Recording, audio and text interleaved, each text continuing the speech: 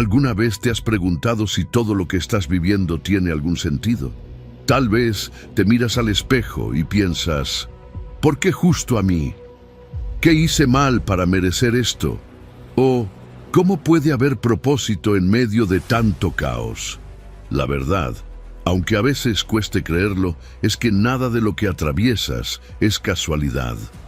Hay un plan, uno que se sigue desarrollando incluso cuando tú no lo entiendes. Uno que, aunque ahora te parezca confuso, está lleno de intención divina. Porque Dios no improvisa. Él escribe historias con precisión y la tuya ya tiene trazado un propósito eterno. Haz una declaración de fe que abra tu corazón al mensaje que estás por recibir. Señor, aunque no entienda lo que estás haciendo, confío en que todo tiene un propósito. Número 1. Tu confusión de hoy es el inicio del propósito que aún no ves. ¿Te ha pasado que estás viviendo algo que simplemente no entiendes? Como si estuvieras atrapado en una historia que no tiene sentido, como si todo lo que te rodea gritara fracaso, pérdida o confusión. A veces sentimos que Dios guarda silencio justo cuando más lo necesitamos. Pero déjame decirte algo. Ese momento de confusión puede ser el inicio exacto del propósito que aún no puedes ver. Isaías 55 lo dice de manera contundente. Mis pensamientos no son vuestros pensamientos, ni vuestros caminos mis caminos. Y es que mientras tú ves un presente borroso, Dios ya contempla el desenlace con total claridad. Imagínalo así. Tú estás viendo solo una escena, una página suelta de tu historia. Pero Dios, como el piloto que observa toda la ruta desde la cabina, ve cada curva, cada tormenta y también el aterrizaje. Él no está improvisando con tu vida. Lo que hoy parece un estancamiento, una pérdida o una puerta cerrada, en realidad puede ser el mecanismo exacto que Dios está usando para redirigirte hacia algo mucho mayor. Y sí, es difícil entenderlo cuando estamos en medio del proceso, pero eso no significa que el propósito haya desaparecido, solo que aún no lo ves. Quizás ahora mismo estás sintiendo que todo se está desmoronando, que lo que soñaste se rompió, que el plan cambió sin tu permiso. Pero, ¿y si ese cambio es el inicio de algo que va más allá de lo que podías imaginar? Dios tiene esta costumbre divina de tomar lo que parece desorden y convertirlo en una obra maestra. Porque lo que tú llamas pérdida, Él lo llama preparación. Lo que hoy te duele, mañana será testimonio. ¿Sabes? Tal vez hoy estás llorando, pero mañana vas a entender. Porque Él no desperdicia ningún momento de tu vida. Mira a José. Sí, el mismo que fue traicionado por sus hermanos, vendido como esclavo y encerrado injustamente en una cárcel egipcia. ¿Sabes qué hizo Dios con todo eso? Lo usó como escalones. Cada lágrima, cada noche fría en esa celda, cada día sin respuestas, fue parte del entrenamiento que lo llevó al palacio. Lo que parecía un daño irreversible se convirtió en la salvación de muchas vidas. Escucha esto, lo que te entierra hoy puede ser lo que Dios usa para elevarte mañana. Así es su lógica, así es su poder. Y claro, tú y yo tenemos una tendencia natural a querer entender todo, a preguntar constantemente, ¿por qué me pasa esto? Pero tal vez es momento de cambiar la pregunta. En lugar de ¿por qué no empezar a preguntar ¿para qué? Cuando hacemos ese cambio, nuestro corazón se abre a nuevas respuestas. Aprendemos, crecemos y sobre todo empezamos a confiar.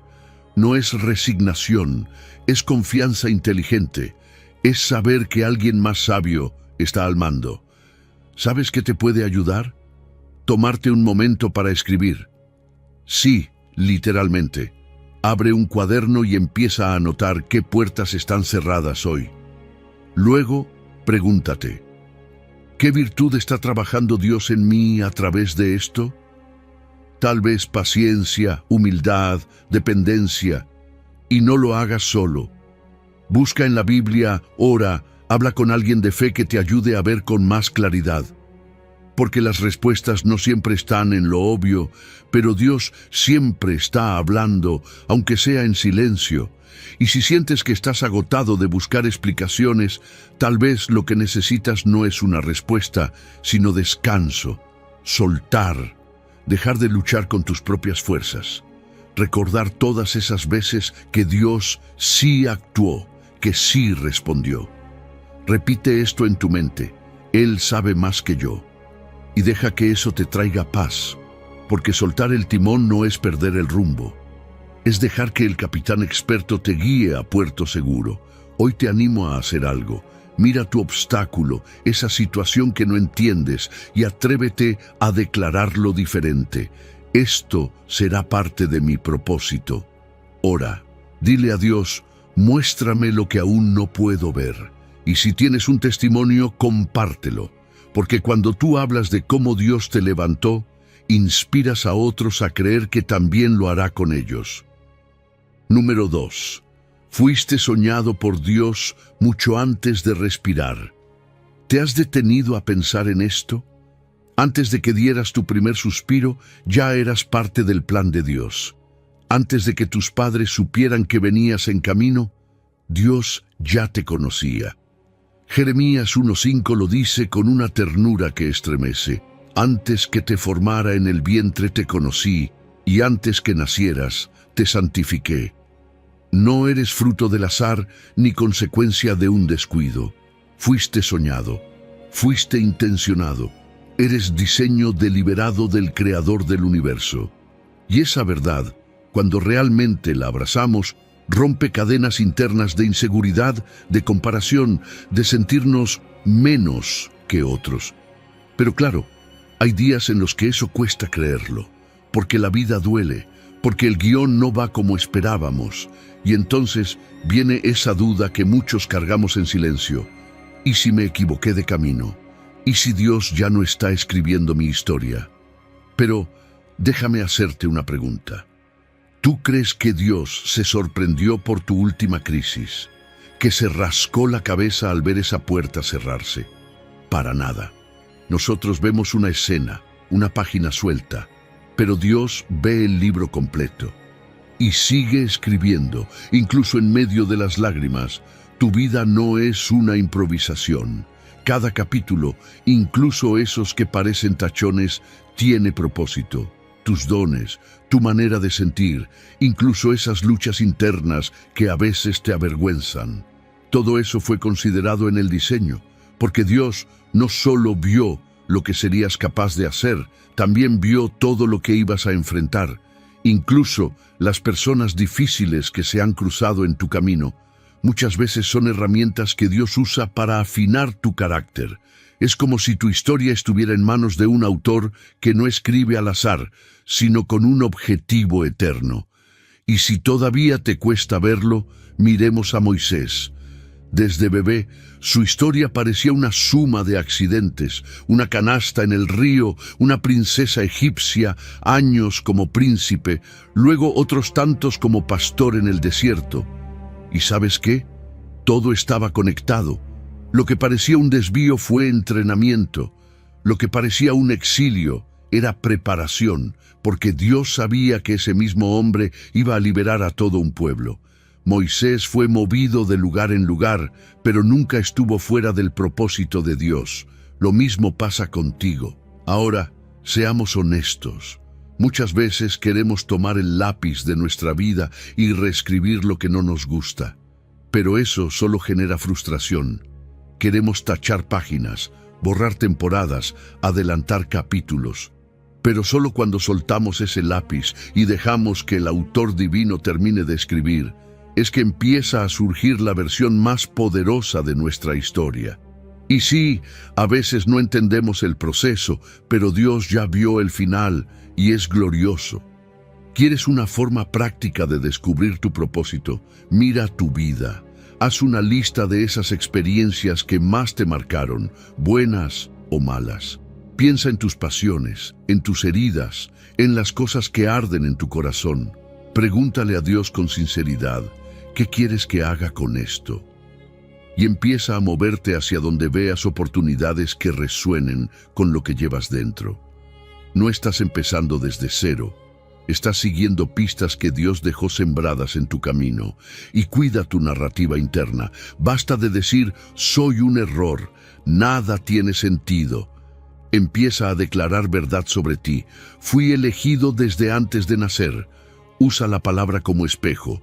Llénate de versículos que te recuerden tu identidad. Cambia la autocrítica por gratitud, porque lo que tú criticas, Dios lo ve como potencial. Hoy te invito a proclamar tu origen divino. En voz alta, di: Dios escribió mi historia con amor. Y si te animas, comparte una línea de tu testimonio aquí o donde otros puedan leerla. Porque tu historia, escrita por Dios, tiene poder para despertar fe en otros. Ora por claridad, por dirección. Y recuerda, tú no estás aquí por accidente. Estás aquí porque Dios lo decidió así, desde antes de que respirarás. Número 3. Eres obra maestra destinada a obras mayores. ¿Sabías que tú eres una obra de arte? Así como lo oyes, no eres un error, ni un experimento, ni una copia de alguien más. Efesios 2:10 dice que somos hechura suya, poiema en griego, una palabra que literalmente significa poema, obra creativa, algo único y cuidadosamente diseñado. Dios no te creó en serie. Eres una edición limitada, con propósito, con detalles específicos, con belleza irrepetible. Y eso ya cambia todo, ¿no te parece? Pero claro, vivimos en un mundo que mide el valor con likes, títulos, seguidores o logros visibles, como si el éxito solo contara cuando alguien más lo aplaude. Y ahí es cuando muchos empiezan a preguntarse si realmente tienen algo valioso que aportar. ¿Alguna vez te sentiste así? Como si lo que haces no tuviera tanto peso porque no se ve, porque no brilla. Pero Dios no mide con la misma vara. Él no está interesado en logros para exhibir, sino en corazones dispuestos a actuar con amor. Él te diseñó para buenas obras, no para la fama, sino para el impacto eterno. Tus talentos no son trofeos para lucir, son herramientas para servir. Y lo más hermoso es que esas obras buenas ya están preparadas. No tienes que inventarlas, solo tienes que caminar hacia ellas. A veces creemos que el propósito se encuentra cuando nos comparamos con otros. Pero no, el propósito se descubre cuando comenzamos a servir, cuando dejas de mirar hacia los lados y miras hacia el cielo. Porque tu habilidad para escuchar, tu paciencia, tu creatividad, todo eso puede ser justo lo que alguien necesita en este momento. ¿Conoces a Bezalel? Quizás no es un nombre tan mencionado como Moisés o David, pero su historia en Éxodo 31 es poderosa. Dios lo llenó de su espíritu no para predicar, sino para construir. Era un artesano, un artista, y fue escogido para levantar el tabernáculo, el lugar donde Dios habitaría con su pueblo. Eso nos muestra algo clave. Dios valora tanto a quien predica como a quien diseña, construye, cuida, enseña, crea. Cada don es importante. Cada habilidad tiene un lugar en su plan. Ahora, seamos honestos. Hay días en que uno se siente pequeño, en que ves lo que otros hacen y piensas, yo no tengo nada tan especial.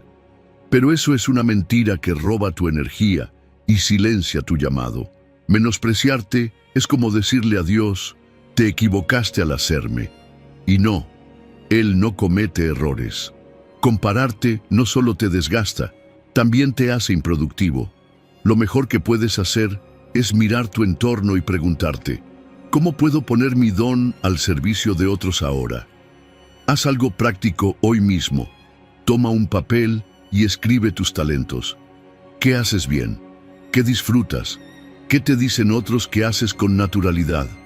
Luego, ora, pide dirección, pide claridad para saber dónde puedes comenzar a usar esos dones. A veces creemos que para servir necesitamos una gran plataforma, pero muchas veces Dios empieza con lo pequeño, con cuidar a alguien, con servir en tu comunidad, con acompañar a un nuevo creyente, con ser luz en un espacio donde nadie más lo está haciendo. Y por último, no lo hagas en silencio. Anúncialo.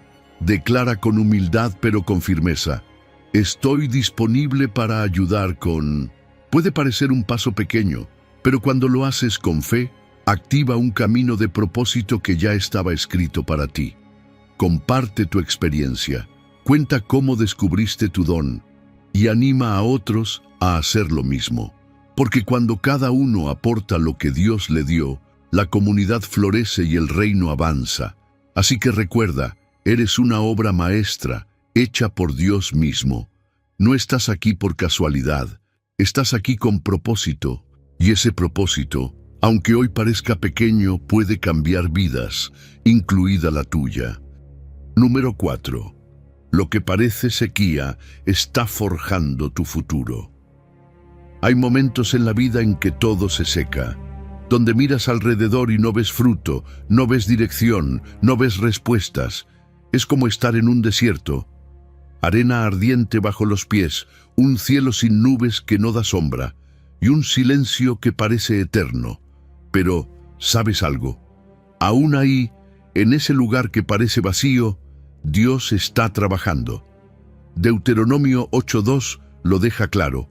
Y te acordarás de todo el camino por donde te ha traído Jehová tu Dios, para afligirte, para probarte, para saber lo que había en tu corazón.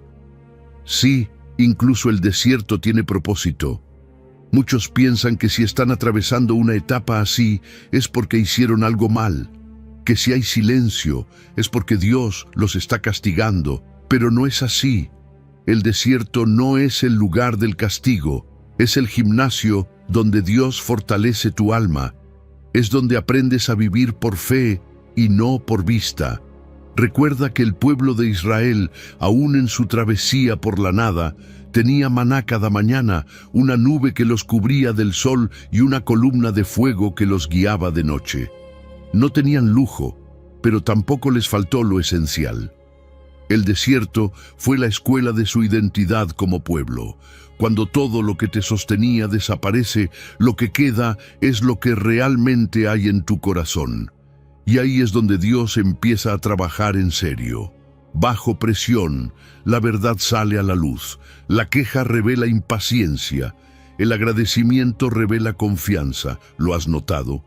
Muchas veces nos estancamos no porque Dios no quiera bendecirnos, sino porque no estamos aprendiendo lo que Él quiere enseñarnos. Y en esa insistencia por volver atrás, por salir rápido, nos olvidamos de que la salida está en abrazar el proceso, no en evadirlo. Mira a Jesús. Antes de predicar, antes de sanar, antes de hacer milagros, fue llevado por el Espíritu al desierto. Allí no había multitudes, solo arena, calor, hambre y tentación, y en esa soledad fue probado. El enemigo no lo tentó con cosas evidentes, sino con ofertas sutiles. Si eres hijo de Dios, convierte estas piedras en pan. Pero Jesús no discutió con el diablo, respondió con la palabra, porque cuando estás débil, lo único que sostiene es lo que ya tienes sembrado en el corazón.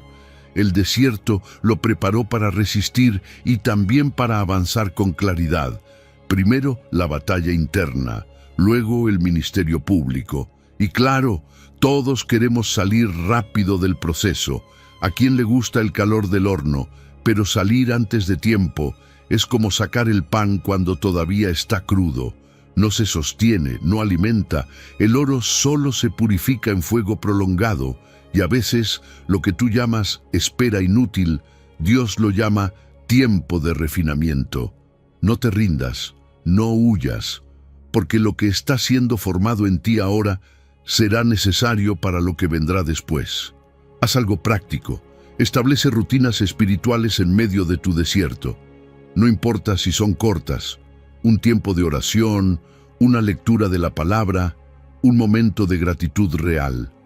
El ayuno puede ayudarte a afinar tu oído, y cada pequeña provisión, cada momento en que viste la mano de Dios, anótalo. Haz una lista, llévala contigo, porque cuando empieces a dudar, ese maná que ya recibiste te recordará que no estás solo. Decláralo hoy. No saldré de este desierto sin aprender lo que Dios quiere enseñarme, porque este lugar de aparente sequía está forjando tu carácter, tu fe, tu visión, y si puedes, anima a alguien más. Cuéntale lo que Dios hizo esta semana. A veces, tu testimonio es justo lo que otro necesita para seguir caminando. No te rindas. El desierto no es el final, es la antesala de la promesa. Número 5. Cuando una puerta se cierra, el cielo abre un sendero mayor. ¿Alguna vez te esforzaste tanto por algo y de repente la puerta simplemente se cerró? Estabas convencido de que era el camino correcto, hiciste todo lo posible, pusiste tu fe, tu tiempo, tus oraciones, y aún así recibiste un no. Esa sensación de rechazo, ese vacío después de un plan frustrado o una relación que terminó, puede ser aplastante. Y claro, lo primero que pensamos es que fallamos, que no fuimos suficientes. Pero, ¿y si esa puerta cerrada no fue un castigo, sino una protección? ¿Y si, detrás de ese no, Dios estaba redirigiéndote hacia algo mucho más grande? Apocalipsis 3:8 tiene una promesa que nos cambia la perspectiva. He aquí, he puesto delante de ti una puerta abierta, la cual nadie puede cerrar. Fíjate en eso, no dice tú abriste la puerta, sino yo la puse. Porque es Dios quien diseña los caminos. Nosotros a veces nos topamos con lo que parece una pérdida, pero Él ya está trazando una ruta mejor. Quizás lo que hoy te duele no era el destino final, sino solo una estación temporal. Tal vez esa puerta que se cerró estaba evitando un daño mayor que tú no podías ver. Dios no solo abre caminos, también bloquea los que no nos convienen, y a veces eso se siente como frustración, pero es una frustración santa, es una redirección soberana. Lo vemos claramente en la historia de Pablo en Hechos 16. Él quería predicar en Asia, tenía un plan bueno, espiritual, pero el Espíritu Santo no se lo permitió. ¿Qué hizo entonces? Siguió orando, siguió caminando, hasta que recibió la visión del varón macedonio pidiendo ayuda, y ese desvío cambió la historia. Gracias a esa redirección, el Evangelio llegó a Europa. ¿Te das cuenta? A veces, lo que sientes como un bloqueo es la puerta hacia algo eterno. Pero seamos sinceros, a veces nos aferramos, empujamos con fuerza puertas que Dios ya cerró. Nos desgastamos, insistimos y hasta nos enojamos con Dios. Pero eso solo trae más dolor, porque cuando Él cierra algo, no lo hace por capricho, sino por amor. Forzar una entrada fuera de su voluntad nos hace perder tiempo, paz y propósito. Por eso es tan importante desarrollar sensibilidad al espíritu, aprender a detenernos cuando no hay paz, a retroceder cuando todo indica que no es el momento. ¿Cómo discernir cuando Dios está cerrando una puerta? Ora, pídele paz, no solo señales externas, porque la paz interior muchas veces es la primera alarma de que algo no encaja. Habla con líderes espirituales, con personas sabias que puedan ayudarte a ver con claridad. Y sobre todo, pon atención a los semáforos divinos, obstáculos persistentes, cansancio espiritual sin causa, una sensación constante de desalineación. Todo eso habla. Solo necesitas hacer silencio y escuchar. Mientras esperas esa nueva puerta, sé fiel en lo que tienes ahora. Porque la fidelidad en lo pequeño prepara el corazón para lo grande. Sirve con excelencia donde estás. Agradece por lo que tienes, aunque no sea lo que soñaste. Esa gratitud transforma la espera en preparación. A veces, Dios prueba nuestra madurez antes de abrir la próxima puerta. Y si hoy puedes honrar lo que parece poco, mañana estarás listo para recibir mucho más. Hoy te invito a cambiar la pregunta. Ya no digas ¿por qué se cerró esta puerta? Mejor ora así. Señor, ¿hacia dónde me estás guiando ahora? Cambia la perspectiva. Cambia el enfoque. Y si este mensaje te habló, déjalo por escrito. Confío en la puerta que abrirás. Que tu fe no dependa de lo que entiendes, sino de lo que Dios promete.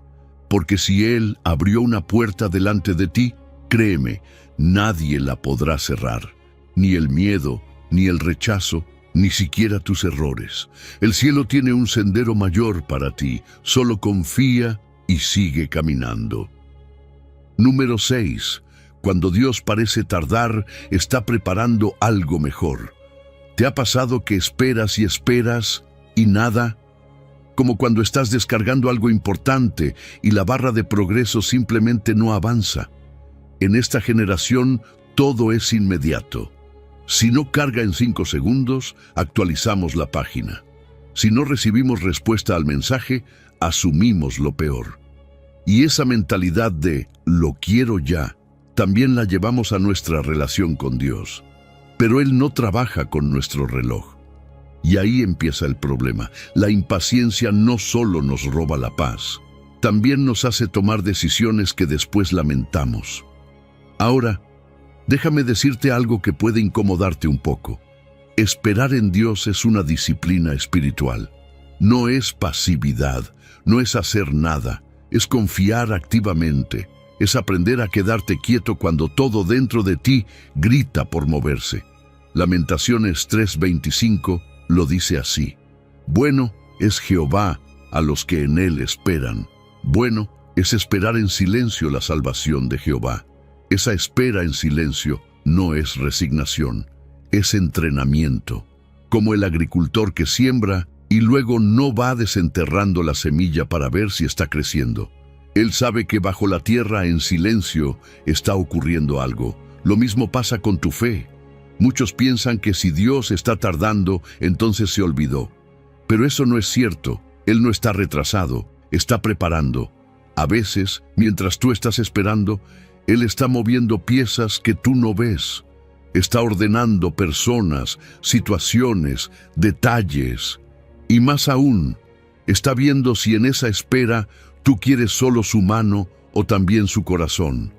Porque la espera no es solo para que llegue lo que pediste, es para que tú seas transformado mientras tanto, para que llegues preparado cuando la puerta se abra. Mira el caso de David.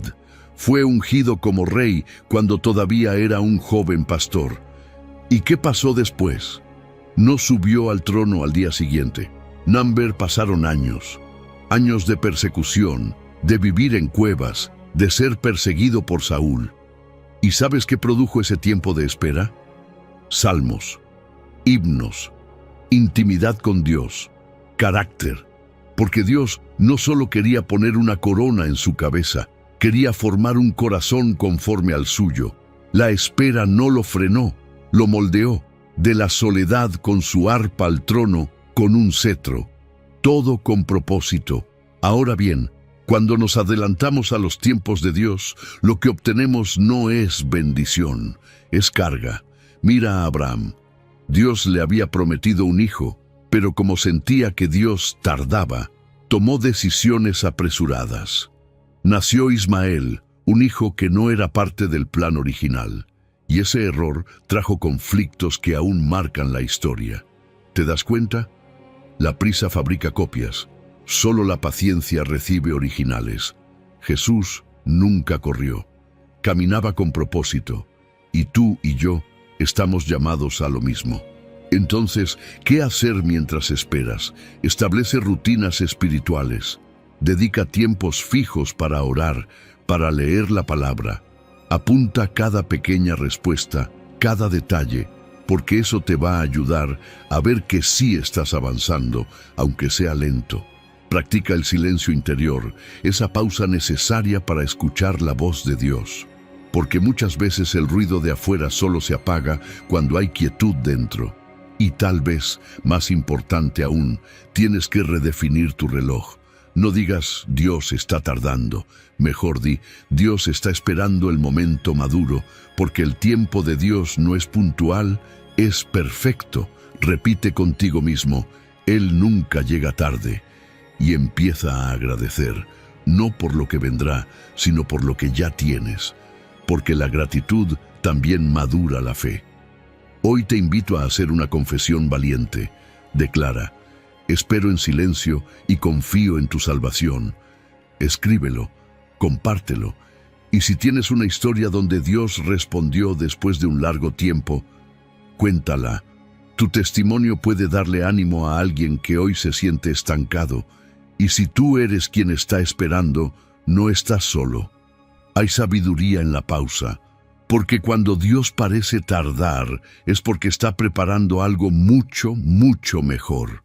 Número 7. En el fuego no te consumes, brillas más. El dolor no es algo que elegimos. Nadie se levanta un lunes diciendo: hoy quiero ser probado, hoy quiero que me duela. Y sin embargo, todos, en algún punto, vamos a pasar por momentos así. Momentos en que sientes que todo se está quemando alrededor. Pero ¿sabías que en la Biblia el fuego no solo destruye, también purifica, también revela? Primera de Pedro 1:6 dice que nuestra fe, al ser sometida a pruebas, se vuelve más preciosa que el oro. Y eso cambia todo, porque significa que no te estás rompiendo, te estás refinando. Es como una vacuna, duele, nadie la quiere, pero protege. Y si no pasamos por ese pinchazo, quedamos expuestos. Lo mismo pasa en lo espiritual. Hay dolores que Dios permite porque ve más allá del instante. Él ve la sanidad que vendrá después.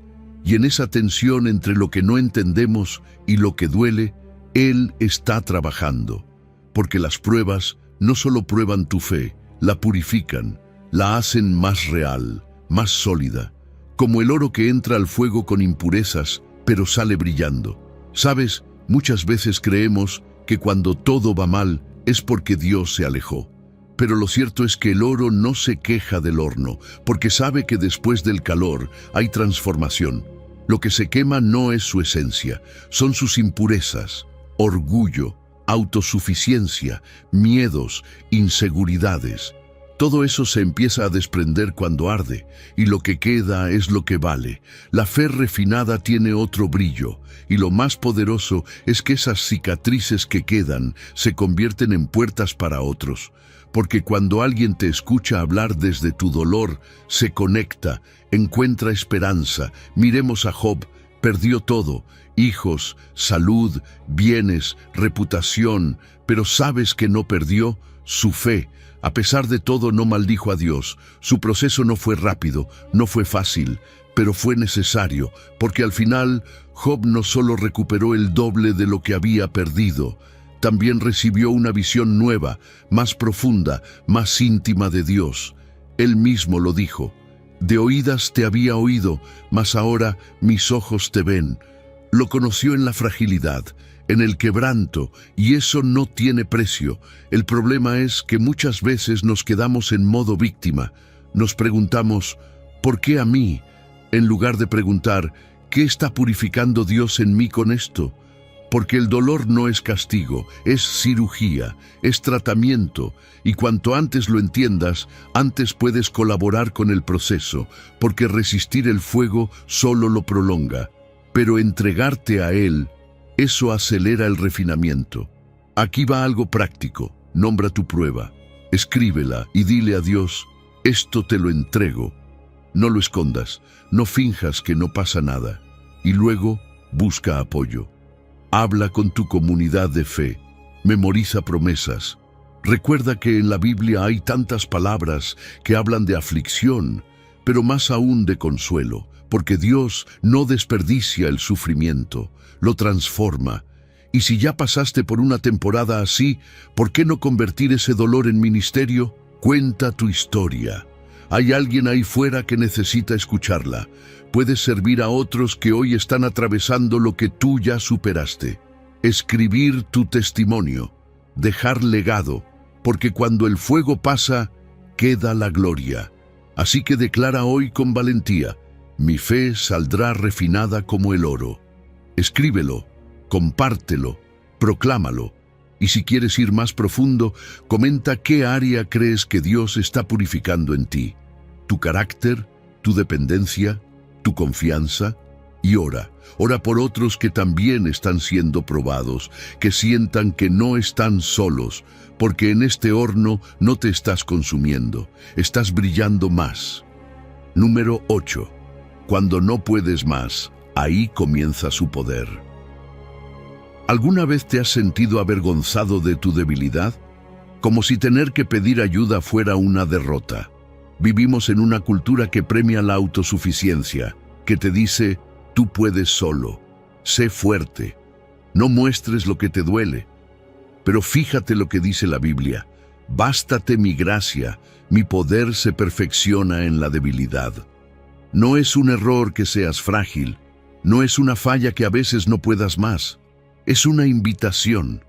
Porque justo ahí, donde se acaban tus fuerzas, empieza lo más hermoso, la fuerza de Dios obrando en ti. Y esto no se trata de añadir un poco de Dios a lo que tú no puedes terminar. Su gracia no es un complemento, es suficiente, es total. No se suma a tu capacidad, la reemplaza. Cuando no puedes más, Él no te dice, haz un esfuerzo más. Él te dice, descansa en mí. Hay una diferencia gigante entre vivir exigiéndote a ti mismo y vivir dependiendo de la gracia. Y esa diferencia es la que transforma vidas, la que sana, la que sostiene cuando todo tiembla. Dios no necesita tu perfección, necesita tu honestidad. Porque es cuando bajamos la guardia, cuando dejamos de aparentar, cuando Él empieza a brillar a través de nosotros. Pablo lo entendió bien. Tenía un aguijón, algo que lo golpeaba constantemente. Oró 3 veces para que Dios se lo quitara. Y la respuesta fue esta: te basta mi gracia. No lo sanó como él esperaba, pero lo sostuvo como nunca imaginó. Y ese aguijón, lejos de detenerlo, lo mantuvo humilde, enfocado, real. Gracias a eso, el mensaje que llevaba cobraba más peso, porque hablaba desde la experiencia, desde la herida, y eso conecta de verdad. Muchos vivimos con máscaras, sonrisas que esconden agotamiento, palabras firmes que disfrazan ansiedad, pero ¿de qué sirve fingir que todo está bien cuando por dentro estás al borde? Fingir fortaleza bloquea la gracia que podría fortalecerte de verdad, porque cuando confiesas tu debilidad, cuando dejas de esconderla, algo poderoso ocurre. Encuentras descanso, encuentras comunidad, y de repente alguien más dice, yo también estoy luchando con eso. Y ahí empieza la sanidad, en la vulnerabilidad honesta. Tal vez tú también tienes un aguijón, algo que no se va, una ansiedad persistente, una inseguridad que regresa, un cansancio que no logras explicar. ¿Sabes qué puedes hacer hoy? Nómbralo. No lo escondas, llévalo en oración, escríbelo, compártelo con alguien de confianza, tal vez un mentor, tal vez un grupo donde puedas hablar sin filtros, porque cuando nombras tu debilidad, estás dando permiso a la gracia para entrar. Estás diciendo, Dios, no puedo, pero tú sí. Y en vez de exigirte más, ¿por qué no practicas el descanso? Descanso de verdad. No me refiero a dormir más horas, sino a soltar la necesidad de demostrar. Medita en pasajes sobre la gracia. Tómate una pausa, una sabática, una desconexión intencional, porque en esa pausa Dios trabaja. Él no se mueve por tu esfuerzo, sino por tu entrega. Hoy haz una confesión poderosa. Señor, tu poder se perfecciona en mi debilidad. Escríbelo, dilo en voz alta. Cree en eso, y si quieres ir un paso más allá, comenta cuál es el área donde estás buscando su fuerza. Porque aquí no estamos para aparentar, estamos para acompañarnos. Ora por otros, intercede, porque la gracia que te sostiene también puede sostener a quienes te rodean. No estás roto. Estás en el lugar perfecto para experimentar el poder de Dios. Su fuerza no llega cuando tú estás bien. Su fuerza llega cuando tú ya no puedes más. Y ahí, justo ahí, es donde empiezas a brillar. Número 9. Cuando no oyes nada, el cielo orquesta todo. ¿Has sentido ese silencio? Ese momento en el que oras y todo parece igual. No hay respuesta, no hay señal, no hay palabra. Como si el cielo hubiera cerrado sus puertas. Y entonces empieza la duda. ¿Dios me está escuchando? ¿O se olvidó de mí? Esa es una de las sensaciones más difíciles de atravesar en la vida espiritual. Porque no es solo la espera. Es el vacío entre una petición urgente y una respuesta que no llega. Pero quiero que escuches esto con el corazón abierto. El silencio de Dios nunca es ausencia. Es preparación. Es estrategia celestial. Aunque no oigas nada, el cielo está orquestando todo. Habacuc 2:3 lo dice con una promesa que sostiene. Aunque la visión tardará aún por un tiempo, espéralo, porque sin duda vendrá. Ese no tardará no significa que llegará cuando tú lo esperas. Significa que llegará cuando sea perfecto. Porque Dios no improvisa. Él tiene su propio cronograma. Él mide cada detalle con precisión eterna. Mientras tú piensas que nada está pasando, Él está ordenando piezas que todavía no ves. Está acomodando personas, puertas, tiempos, para que lo que te prometió llegue completo, no a medias. Y mientras tanto, ¿qué hace Dios contigo? Te forma, te moldea. El silencio no es un castigo, es un aula. Es ese espacio donde tu fe deja de depender de lo que ves y empieza a sostenerse por lo que sabes, por lo que crees. La fe verdadera no necesita pruebas inmediatas, necesita convicción profunda, y eso se cultiva justo ahí, donde no hay respuestas, donde solo está el eco de tus oraciones y la certeza de que Él sigue siendo bueno. ¿Sabías que Habacuc también se sintió así? Él no empezó cantando, empezó quejándose. ¿Hasta cuándo clamaré, oh Jehová, y no oirás? Pero Dios no lo reprendió. Le mostró una visión. Le dijo, escríbela, aunque tarde vendrá. Y algo cambió en el corazón del profeta. Porque al final del libro ya no está quejándose, está cantando, está diciendo, aunque la higuera no florezca, con todo yo me alegraré en Jehová. La espera no le cambió las circunstancias, pero sí lo cambió a él, y ahí está la clave. Porque cuando nos desesperamos, sacamos conclusiones equivocadas. Pensamos que Dios se olvidó, que ya no va a responder. Pero, ¿y si en vez de mirar lo que falta recuerdas lo que ya hizo? Mira atrás, mira cuántas veces Dios respondió cuando menos lo esperabas. Mira cómo te sostuvo antes. Eso es lo que mantiene viva la esperanza. Esa memoria de su fidelidad pasada es el ancla en el presente. Haz algo práctico. Empieza un diario, pero no cualquier diario. Uno de silencios y señales.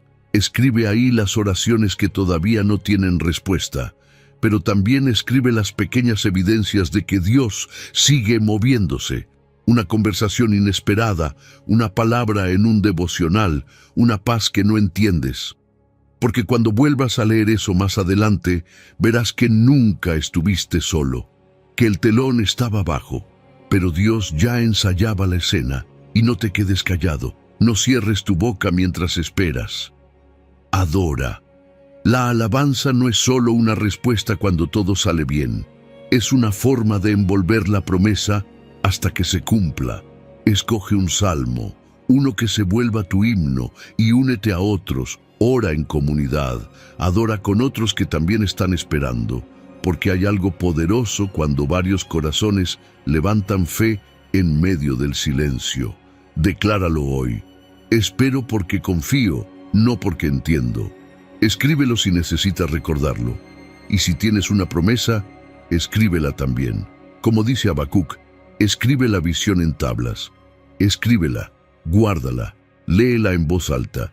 Y si quieres, compártela en los comentarios, porque a veces decir en voz alta lo que esperas es lo que activa la fe para seguir creyendo. Dios no está en silencio porque se fue, está en silencio porque está trabajando. No lo ves, pero está orquestando todo. Y cuando el telón se levante, vas a ver que cada segundo de espera tuvo sentido. Porque lo que viene, viene perfecto. viene completo, viene del cielo. Número 10. Más que vencedor, tu identidad real en medio de la tormenta. ¿Sabes lo peligroso que puede ser quedarte atrapado en el ¿por qué a mí? Cuando una tormenta dura demasiado, cuando las malas noticias no dan tregua, cuando el dolor se vuelve rutina, algo adentro empieza a apagarse. La mente se acostumbra al peso y comienza a creer que esa es tu identidad. Víctima, derrotado, olvidado. Pero déjame decirte algo que puede sacudir tu alma. Esa no es tu verdadera historia, porque en Cristo no solo sobrevives, vences, y no solo vences, eres más que vencedor. Romanos 8:37 lo dice claro, sin adornos. En todas estas cosas somos más que vencedores por medio de aquel que nos amó. No dice que lo serás si todo sale bien. Dice que ya lo eres en medio de todas estas cosas. ¿Te das cuenta? Esta victoria no depende de cómo te sientas hoy. No es una emoción pasajera. Es una posición sólida, sellada por el amor de Dios. Porque tu estado emocional puede variar, pero tu identidad en Cristo permanece firme. Fíjate que muchas veces creemos que vamos a vencer cuando logremos hacerlo con nuestras propias fuerzas. Pero la Biblia es clara. No vencemos por lo que hacemos, sino por lo que recibimos. Vencemos por medio de aquel que nos amó. Ese amor no es teoría, es poder. Es un amor que expulsa el temor, que rompe la vergüenza, que cura la culpa y despierta el valor. Cuanto más entiendes cuánto te ama Dios, más se enciende tu fuego por dentro, porque saberte amado te hace caminar con la cabeza en alto, incluso en medio del caos. Mira a Pedro, él no falló en secreto. Su fracaso fue público, negó a Jesús cuando más lo necesitaba. Pero ¿sabes qué hizo Jesús después? No lo descartó, no le gritó, lo buscó, lo restauró, le preguntó 3 veces, ¿me amas? Y Pedro, ese mismo que había fallado, se convirtió en la voz de Pentecostés, predicó con fuego, lideró con firmeza, porque ya no caminaba con la carga de su culpa, sino con el respaldo de un amor que lo había rescatado del pozo más profundo. Entonces, toca revisar qué te estás diciendo a ti mismo, porque tus palabras internas moldean tu realidad externa. Te repites frases como yo no puedo, nunca voy a cambiar, siempre me pasa lo mismo. Es hora de reemplazar esa narrativa. Declara cada día, todo lo puedo en Cristo que me fortalece. Soy más que vencedor. Ya no soy esclavo del temor. Llena tu mente con verdad, que tu boca profetice lo que Dios ya dijo de ti. Puedes empezar hoy con algo sencillo pero poderoso, escribir esas verdades. Pega versículos en tu espejo, léelos cada mañana. Repite en voz alta, fui escogido, fui perdonado, fui amado. En Cristo soy fuerte, soy libre, soy victorioso. No estás mintiendo, estás alineándote con la realidad del cielo, aunque la tierra aún no lo muestre. Eso es fe. Y no te quedes solo en palabras, da pasos de fe. Vive como un vencedor, incluso si todavía te sientes débil. Sirve a alguien, ayuda desde tu proceso. Ponte metas nuevas, porque cada vez que actúas desde tu verdadera identidad, esa identidad se fortalece, y lo que antes era una etiqueta de derrota se convierte en testimonio de redención. Hoy te invito a hacer una confesión con el corazón en alto. Soy más que vencedor por medio de Cristo que me amó. Escríbelo, compártelo, cree en eso. Y si hay un área en tu vida donde sentías que eras víctima, recuerda cómo el amor de Dios te levantó. Y si aún estás luchando, no estás solo. Ora por otros que también están en esa batalla. Sé parte del ejército que levanta a los caídos, porque tú no naciste para quedarte en la derrota, naciste para vencer. Y en Cristo ya tienes la victoria. Así que levántate, camina como quien ya ganó, porque el cielo ya lo declaró, eres más que vencedor. Número 11. Tu prueba está cultivando la paciencia que te elevará. Cuando uno está atravesando una prueba, lo último que siente es gozo. Nadie se despierta en medio de un problema diciendo, ¡qué alegría! Estoy siendo probado. Lo natural es quejarse, preguntarse por qué, sentir frustración o incluso abandono. Pero Santiago nos da un mensaje radical. Tened por sumo gozo cuando se encuentren en diversas pruebas. ¿Sumo gozo? ¿En la prueba? Sí, porque esas pruebas no son castigos, son semillas. Y lo que están cultivando en ti se llama paciencia. Pero no una paciencia pasiva, sino una perseverancia firme que te eleva. Fíjate que Santiago no está hablando de una actitud superficial de todo está bien. Él habla de una paciencia que se forma en lo profundo, una que solo nace cuando tu fe es presionada. Porque sin ese proceso, sin esa fricción, la paciencia se queda como teoría, pero con la prueba se vuelve real, sólida. Y no solo eso. La Biblia dice que cuando esa paciencia completa su obra, tú también serás completo, que no te faltará nada. Eso no significa que tendrás una vida sin problemas, sino una vida con un carácter tan fuerte, tan maduro, que ningún viento podrá derribarte. Dios no está tan enfocado en que te sientas cómodo como en que seas maduro. Él prioriza el carácter por encima de la facilidad.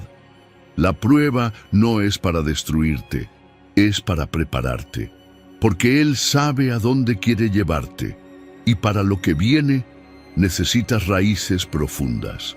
Necesitas esa paciencia que no se aprende en los días de calma, sino en los de lucha. Cada vez que te mantienes firme cuando quieres correr, cuando eliges confiar aunque no entiendes, estás creciendo, estás siendo formado para algo mayor. Mira el ejemplo de José. Pasó años en prisión por algo que no hizo. Años que fácilmente pudieron haberlo amargado, hundido o destruido por dentro. Pero esos años fueron el campo de entrenamiento para lo que venía. Interpretar sueños en la cárcel no parecía importante en ese momento, pero fue lo que lo conectó con el palacio.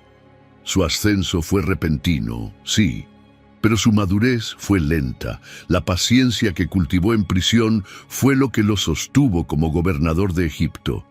Lo que otros llamaron demora, Dios lo usó como formación. Ahora, ¿qué pasa si te sales del proceso antes de tiempo? Si buscas atajos para evitar el fuego, es como sacar el pan del horno demasiado pronto. Está crudo por dentro, no sirve. Y eso pasa también con nuestra fe. Si evitas la prueba hoy, probablemente pospongas el llamado que Dios tiene para ti mañana. Pero si abrazas el proceso, si eliges quedarte, confiar y seguir avanzando paso a paso, entonces estás acelerando esa obra completa que Dios está haciendo en ti. ¿Quieres una forma práctica de vivir esto? Haz un ejercicio de gratitud.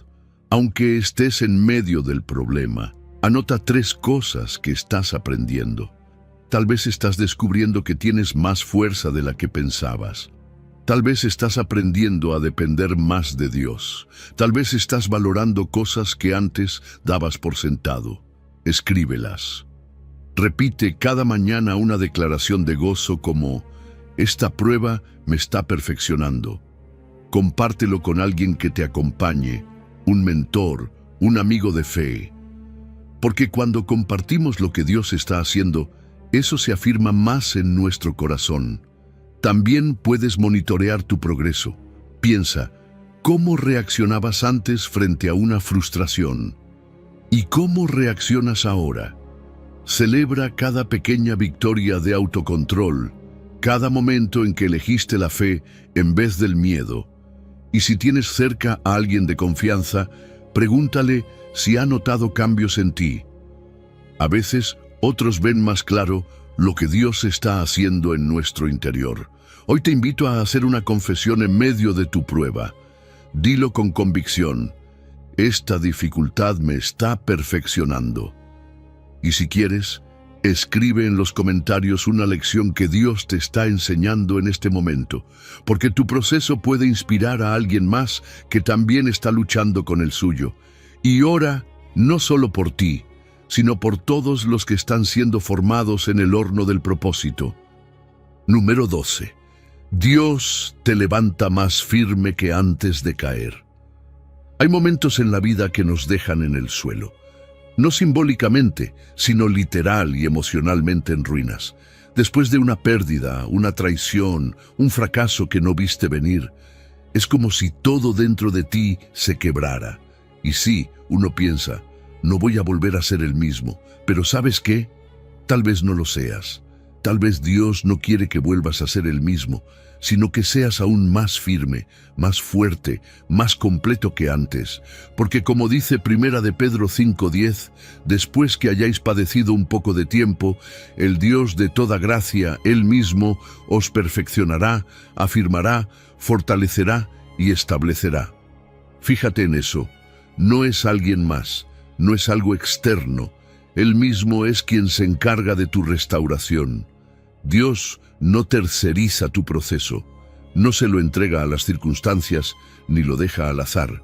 Él toma los pedazos rotos con sus propias manos y empieza a reconstruirte desde dentro.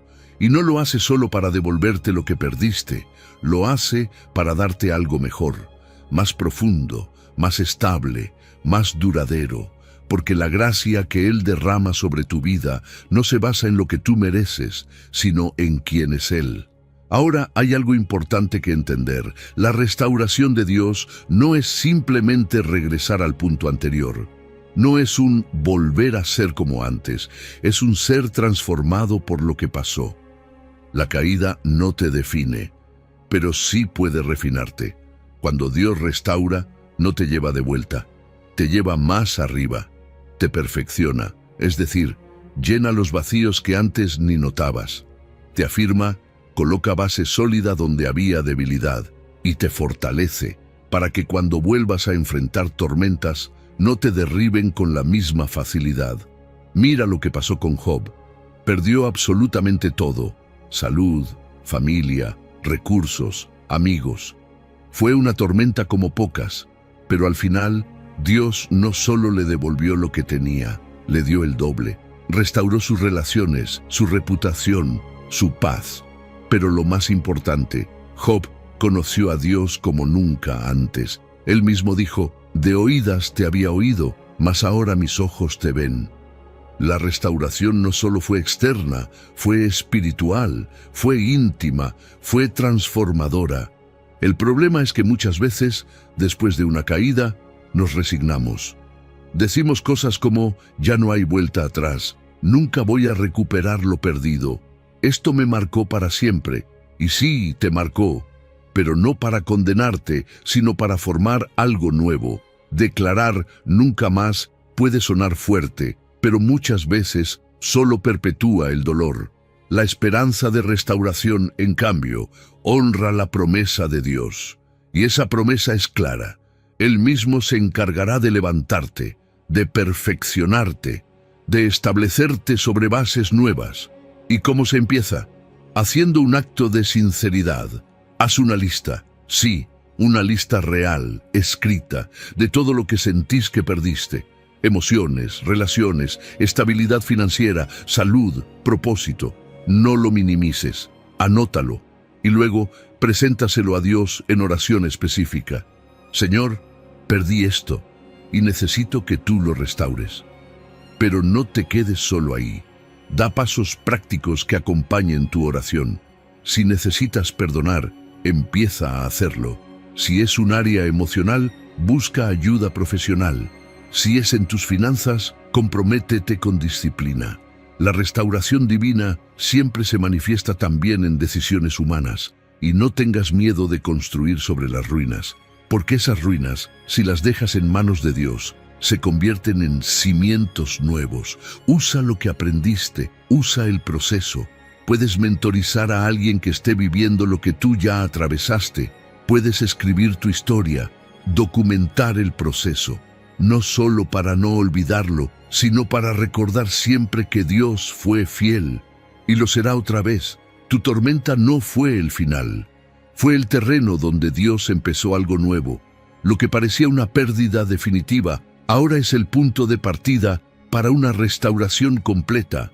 Y no solo vas a salir de esto, vas a salir más firme que nunca, porque cuando Dios te levanta, no lo hace a medias, lo hace con propósito, con poder y con gracia abundante. Número 13. El dolor de hoy pesa poco frente a la gloria que viene.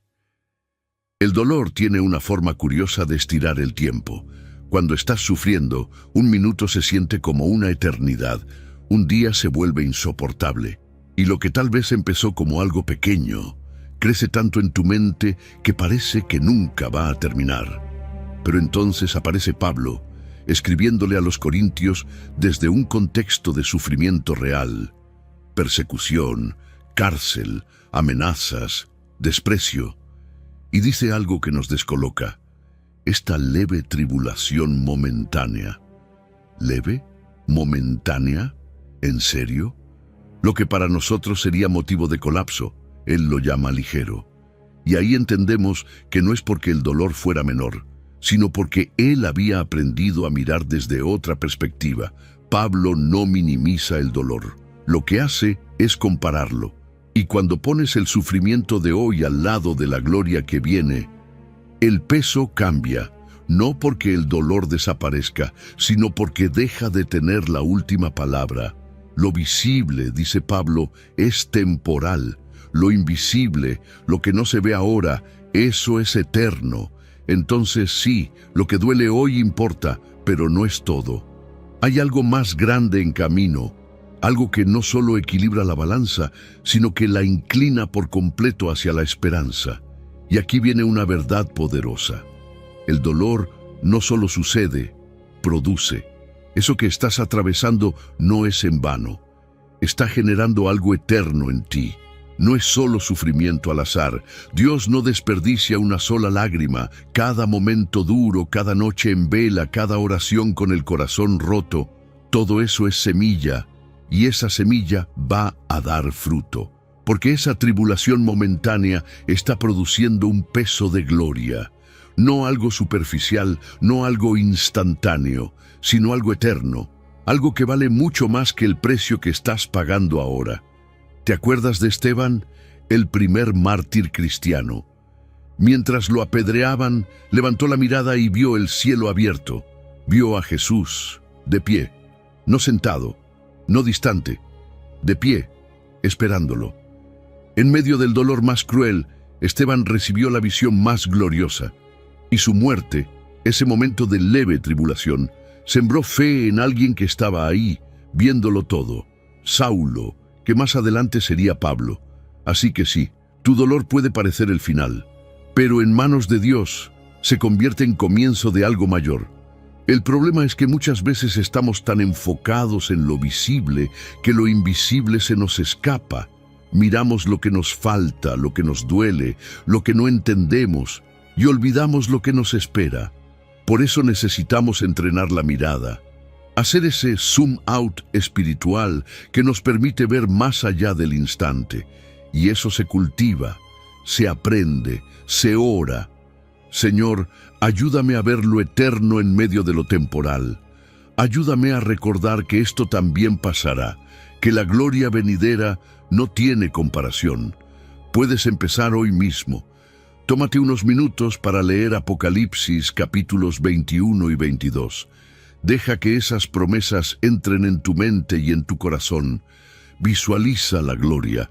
Imagina ese día sin llanto, sin muerte, sin dolor. Ora pidiendo que tus ojos espirituales se abran, que la esperanza no sea solo una palabra bonita, sino una convicción firme. Y si te sorprendes quejándote, cámbialo por una declaración de fe. Esto está produciendo un peso de gloria. Escribe esa frase donde la puedas ver. Mi tribulación de hoy es semilla de gloria mañana. Y compártela. Dísela a alguien que lo necesite. Que tu manera de hablar también refleje la esperanza, porque cada vez que alguien se atreve a mirar más allá del dolor, algo en el ambiente espiritual cambia. Se rompe la desesperanza, se activa la fe. Hoy quiero invitarte a declarar con todo tu corazón: no estoy atrapado en mi dolor, estoy en camino hacia una gloria eterna. Y si este versículo de 2 de Corintios cambió tu forma de ver lo que estás viviendo, compártelo. Cuéntanos cómo y oremos juntos. Porque cuando una comunidad fija su mirada en lo eterno, ninguna tribulación puede detener lo que Dios está produciendo. La gloria que viene es real y vale cada segundo de lucha.